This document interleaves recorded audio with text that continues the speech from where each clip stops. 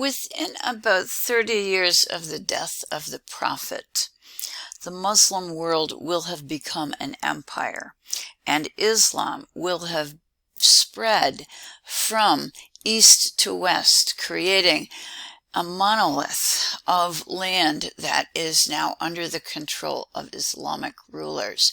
If you get a look at the slide in the upper left, you can get a little bit of the extent of this.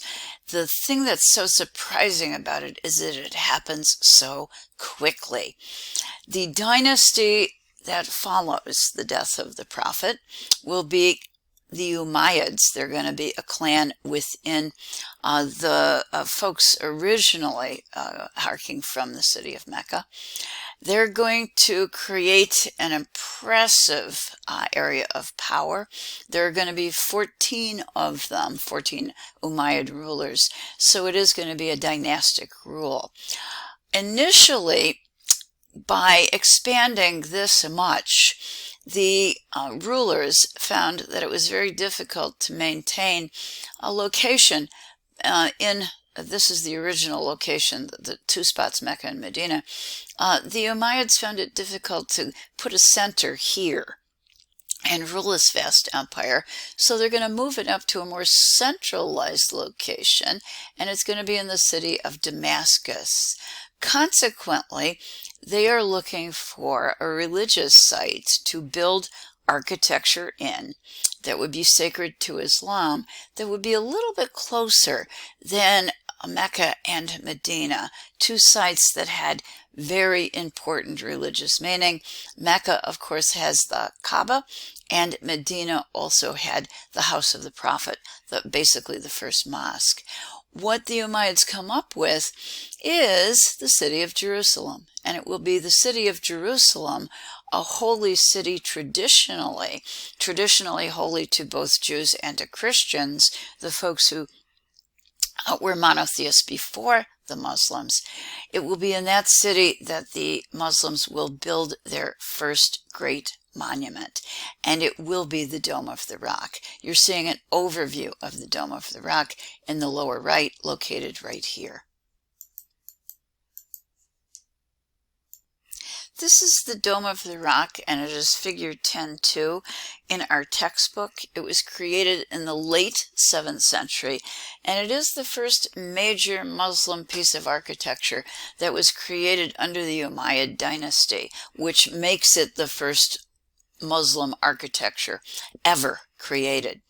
It is a very important building, and sometimes you will hear about it in the news in the 21st century, so it remains to be critical to our understanding not just of Islam, but also sometimes to politics in the world. The building is centrally planned. It is octagonal in shape, and it has a central dome in the middle of it. That dome rises to 75 feet, and you can say that it is gilded. What that means is, particularly elevated as it is on the Temple Mount, that it's visible throughout the entire city of Jerusalem. The building is covered both inside and out with mosaics. The mosaics on the exterior have been replaced because, being exposed to the elements outside, they became worn and had to be replaced. They've been replaced at least twice.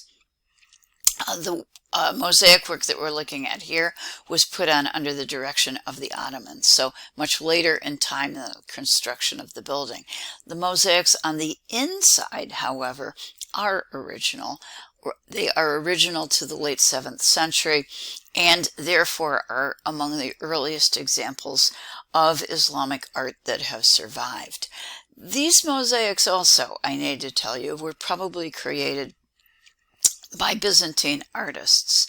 And you might be wondering, well, why would Christian Byzantine artists be here decorating an Islamic monument? And the answer is because they were invited, and it's a good job, and artists are simply doing their job. But second, the Muslims wanted the best mosaic creators that they could find, and the best were the Byzantines. So they're going to invite the Byzantines to come. The Byzantines are going to take the job offer, and they're going to be the ones who will create we'll see the interior decoration in a minute, the interior decoration as well as originally the exterior of this incredible monument. So what is the Dome of the Rock? It is not a mosque. It is not designed to be a mosque. It is rather a shrine. It is a shrine protecting and drawing attention to a sacred rock. So the next question is, what is so important about this rock? Well, this rock is a really significant piece of real estate that is sacred to Jews, to Christians, and to Muslims. It is believed to be the spot where Abraham was tested by God, where God called Abraham to sacrifice his only son, and Abraham passes the test, being willing to sacrifice his son, but at the last minute, of course, is spared this by giving an alternate sacrifice to offer to God. That makes this particular location an important one, and maybe I'm going to say a contested one, because all three monotheistic religions would like to lay claim to this holy location. In addition to that, this real estate is also sacred, particularly sacred to the Jews, because it is the Temple Mount, the platform on which Jews constructed originally Solomon's temple. That temple was destroyed, I believe, in the 6th century by the Babylonians, and they rebuilt that temple, creating the second temple, which was destroyed in the year 70 CE by the Romans. So this is an historically important site for the Jews. The Jews still gather at the base of the wall of the Temple Mount, and it will be there, the western wall, where Jews will routinely pray today. So it's remained an important part of Judaism. In addition to that, it is particularly important to Muslims because it's believed that this is the spot of the rock, was the location where the Prophet Muhammad began his night journey from the earth to the throne of God. Some people suggest that that is a mystical journey. Other people suggest that it was a physical journey. What we do know is the site of origination for that journey is generally accepted as the rock, which is underneath the dome. In other words, this is really important to Muslims as well. This is a diagram so you can get a sense of what this looks like. It is octagonal, and as you would enter, what you would do is circumambulate, which means to walk around. So there are pathways to walk around the shrine, which preserves and decorates the rock. So you can see the rock under the dome, directly located in the center.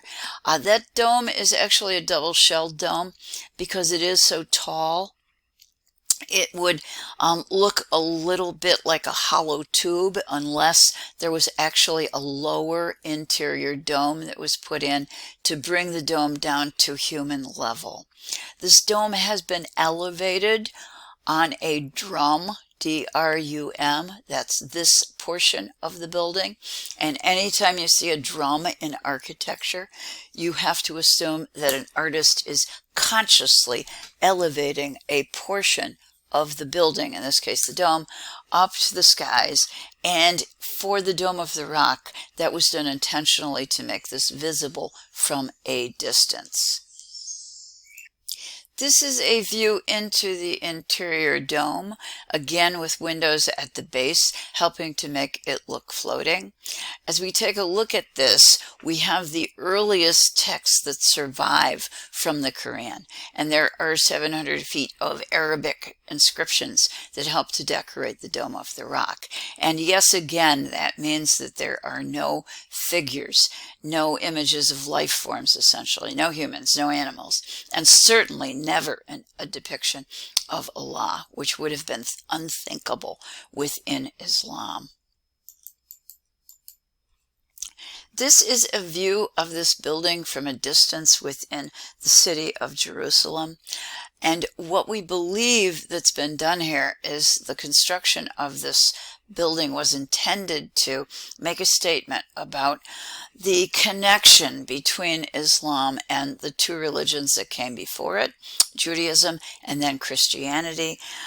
Within Islam, it is considered that, I'm going to say each of those faiths is a kind of overlay, one on top of the other, Islam being the third and the final fulfillment of revelations from God to his people, but maintaining a connection with the earlier faiths. And in this case, because it is the final revelations, the final message, the final prophet, in this case Muhammad, the Muslims are literally showing that their building is the fulfillment of the earlier religious structures, and it literally towers above them. And it does. It shines over everything in Jerusalem, and it is taller than everything else in Jerusalem.